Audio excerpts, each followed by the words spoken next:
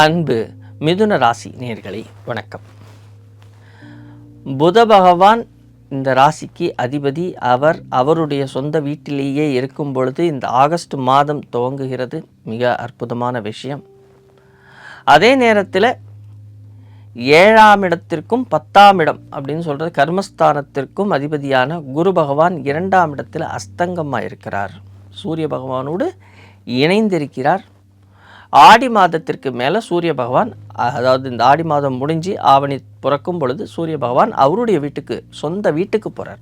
ஒரு மனிதனுக்கு மிக பிடித்த அவருடைய சொந்த வீடு அல்லது எந்த இடத்தில் அவருக்கு பலம் அதிகமாக இருக்கிறதோ அந்த இடத்தில் அவருடைய பலமான வேலைகளை அவர் செய்வார்.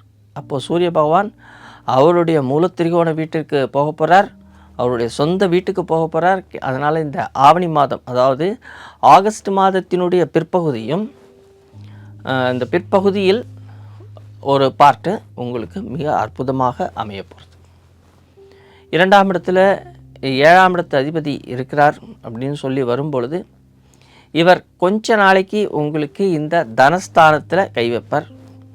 அதுக்கு அடுத்து உங்களுக்கு வருமானம் ஓரளவுக்கு முன்னேற்றகரமாக இருக்கும்.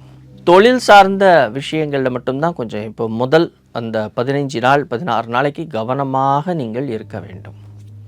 ஏன்னா இந்த தொழில் சார்ந்த விஷயங்களில் தான் கொஞ்சம் ஒரு சின்ன பின்னடைவுகள் சந்திக்க நேரிடும். அதே நேரத்தில் உங்களுடைய டார்கெட் கிடைக்கலையே, ஒரு அச்சீவ் பண்ண முடியலையேங்கிற ஒரு மன ஏக்கங்கள்லாம் இருக்கும். அதே நேரத்தில் இந்த 5ஆம் இடம் சொல்கிற காதலுக்கு அதிபதியான சுக்கிர பகவான் அவர் இப்போ 3ஆம் இடத்துல கேது பகவானோடு இணைந்திருக்கிறார். புதிய காதல் மலரும். சில நேரத்தில் பார்த்திங்கன்னா இந்த காதல் நல்ல கைகூடி அவங்க வீட்டுக்கு தெரிஞ்சு அதுக்கான ஒரு நல்ல வாய்ப்புகளும் உங்களுக்கு, அதாவது திருமணம் போன்ற விஷயங்களுக்கான வாய்ப்புகளும் உங்களுக்கு கிடைக்கும். முக்கியமாக பார்த்தோம்னா சுக்கிர பகவான் நீச்சத்தை நோக்கி செல்லப் போகிறார். அப்போ இந்த நீச்சத்தை நோக்கி செல்லக்கூடிய இந்த சுக்கிர பகவானினால் சில நேரத்தில் உங்களுடைய அபிலாஷைகள் நிறைவேறாமல் போகும். அதில் கொஞ்சம் நீங்கள் கவனமாக இருக்க வேண்டும்.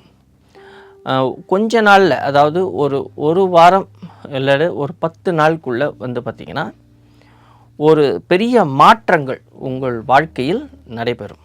அந்த மாற்றத்தை நீங்கள் எதிர்கொண்டு இருக்க வேண்டும். அதே நேரம் வண்டி வாகனங்கள் ஓட்டும் பொழுது கவனம் தேவை. எச்சரிக்கையாக செயல்பட வேண்டும். கண்டிப்பாக எச்சரிக்கையாக செயல்பட வேண்டும். புதிய வண்டி வாகனம் வாங்குவதற்கான வாய்ப்புகள் இருக்குது. உங்களுடைய சுய ஜாதகத்தை ஒரு வாட்டி பார்த்துண்டு அதற்கு தகுந்தாற்போல் நீங்கள் முடிவெடுப்பது உங்களுக்கு நன்மையை கொடுக்கும். மேலும் முக்கியமாக நம்ம பார்த்தோன்னா படிப்பு. இந்த படிப்பு விஷயத்தில் கவனம் வச்சுக்கோங்க.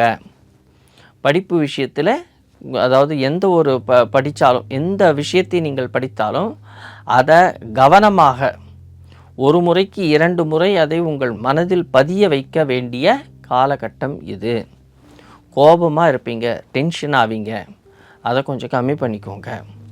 ஏன்னா இந்த கோபம், டென்ஷன் அப்படின்னு சொல்லி வரும்பொழுது 6ஆம் இடத்திற்கு அதிபதி, அதாவது இந்த செவ்வாய் பகவான் இருக்கிறார் இல்லையா, இவர் 6ஆம் வீட்டிற்கு அதிபதி. அவர் இப்போ உங்களுடைய ராசிக்கே வரார். அப்படி அவர் அந்த ராசிக்கே வரும் பொழுது இந்த உடல் உபாதைகள் இதெல்லாம் வருவதற்கான வாய்ப்புகள் இருக்குது. வம்பு வழக்குகள் அப்படின்னு நம்ம சொல்லி வரும்பொழுது அந்த வம்பு வழக்குகளில் நீங்கள் கொஞ்சம் கூட விட்டு கொடுத்து போக வேண்டிய சூழ்நிலைகளில் இருப்பீங்க. இருந்தாலும் இங்கே ஒரு மிக முக்கியமாக இந்த சூரிய பகவான் அப்படின்னு சொல்கிறவர் உங்களுடைய தந்தையார் மூலமாகவோ அல்லது தந்தை வழி மூலமாகவோ உங்களுக்கு நன்மைகளை செய்ய போகிறார். அவர்களுடைய அறிவுறுத்தலின்படி நீங்கள் ஒரு காரியத்தில் இறங்கும் பொழுது அந்த வம்பு வழக்குகளிலிருந்தோ அல்லது அந்த நோய் நொடிகளிலிருந்தோ விடுபடுவீர்கள்.